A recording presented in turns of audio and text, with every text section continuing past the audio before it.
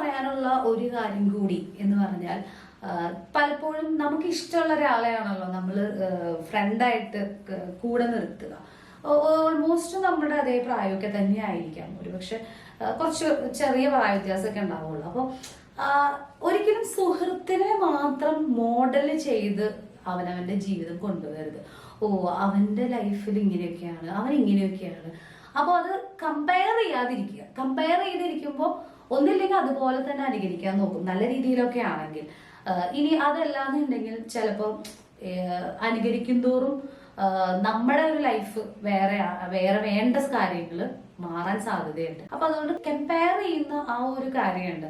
എപ്പോഴും ഒരേപോലെ ആയിരിക്കണം ലൈഫ്, ഒരിക്കലും എല്ലാവർക്കും ഒരേപോലെ ആവില്ല. ഇപ്പൊ ഈവൻ ട്വിൻസ് ആയിട്ടൊക്കെ ജനിച്ചവർക്ക് പോലും ഒരിക്കലും അവർക്ക് ഒരേപോലെ ജീവിക്കാൻ സാധിക്കില്ല. അപ്പോൾ മനുഷ്യരായതുകൊണ്ട് എപ്പോഴും അവരുടെ ജീവിതം ഡിഫറെന്റ് ആയിരിക്കും.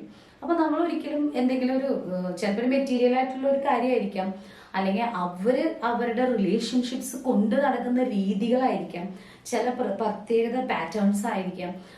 ഇതൊന്നും എത്ര നല്ല സുഹൃത്താണ് എന്ന് പറഞ്ഞാലും എത്ര അടുപ്പം തോന്നിയാലും ഒരിക്കലും ആ വ്യക്തിയുമായിട്ട് നിങ്ങളെ കമ്പയർ ചെയ്യാതിരിക്കുക.